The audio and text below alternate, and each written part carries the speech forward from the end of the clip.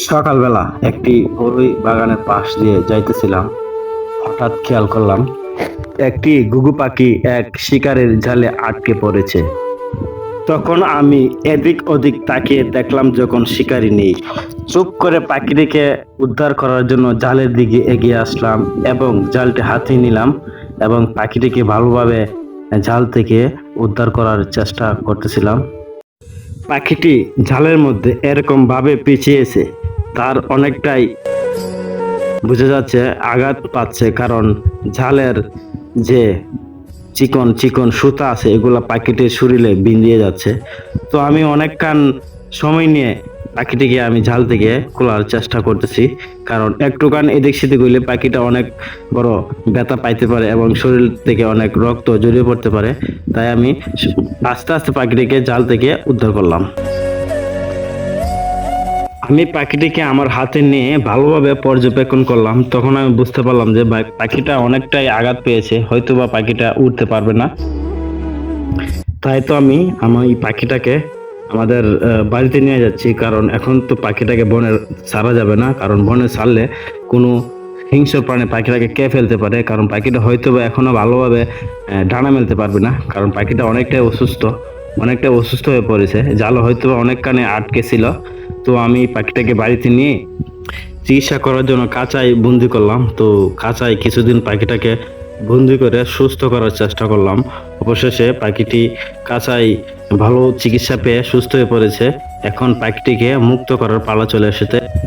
আজ ওকে আমি মুক্ত করে দিব। তাই তো আমি যেই বাগান থেকে পাখিটাকে নিয়ে আসছিলাম সেই বাগানের উদ্দেশ্যে রওনা হলাম, আর পাখিটাকে ভালোভাবে পর্যবেক্ষণ করতেছি সে এখনো ভালোভাবে উঠতে পারবে কিনা।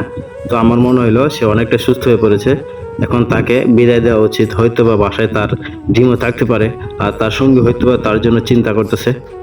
এইসব সবকিছু মাথায় রেখে আমি আরো পাখিটাকে মুক্ত করার জন্য ব্যাকুল হয়ে পড়লাম, কারণ পাখিটাকে যত দেরি করে মুক্ত করব তত পাখিটার জন্য ক্ষতিকর। এমনও হতে পারে পাখিটি বাসায় ডিম রেখে আসতে পারে, হয়তোবা তার সঙ্গী একাই ডিমে বসে বসে তা দিচ্ছে, ডিমগুলো নষ্ট হওয়ার সম্ভাবনা বেশি। তাই আমি আরো পাখিটিকে দ্রুত মুক্ত করে দেওয়ার চেষ্টা করতেছি।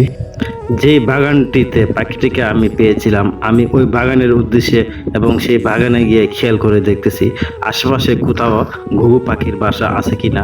যদি আশেপাশে ঘুঘু পাখির বাসা থাকে তাহলে তার বাসার কাছাকাছি আমি পাখিটিকে মুক্ত করে দেব, যাতে সে অতি সহজেই তার বাসায় পৌঁছে যাইতে পারে, কারণ তার যাতে কোনো সমস্যা না হয়। কারণ যেহেতু সে অনেক দিন বন্দি ছিল এবং অনেক বড় আঘাত তার শরীরের উপর দিয়ে গেছে, সে ভালোভাবে না উড়াল দিতে পারে, বাসা নাও চিনতে পারে। তার জন্য আমি তার বাসার একবারে কাছে তাকে আমি নিয়ে আসছি। আপনারা যারা আমার এই ভিডিওটি আপনারা দেখছেন, আপনারা কখনো বন্যপ্রাণী ধরবেন না, কারণ বন্যপ্রাণী ধরা সরকারিভাবে নিষেধ। অবশেষে পাখিটিকে মুক্ত করার পালা চলে এসেছে, এখন পাখিটিকে মুক্ত করে দিতে হবে। তাই তো আমি পাখিটিকে আমার আঙুলের উপরে রাখলাম, দেখি পাখিটি উড়াল দিতে পারে কিনা। তো দেখতে পারলাম আমি হাত দিয়ে নাড়তেছি যাতে সে উড়ে চলে যায়। তো অনেকক্ষণ হাত দিয়ে নাড়ার পরে সে উড়াল শেষমেশ দিতে পেরেছে এবং তার নিজস্ব ঠিকানায় সে চলে গেছে। ঘুঘু পাখিটি তার নিড়ে চলে গেছে। তো বন্ধুরা, যদি আমার এই ভিডিওটি আপনাদের ভালো লাগে অবশ্যই আমার চ্যানেলটি সাবস্ক্রাইব করে দিবেন এবং একটা লাইক দিবেন।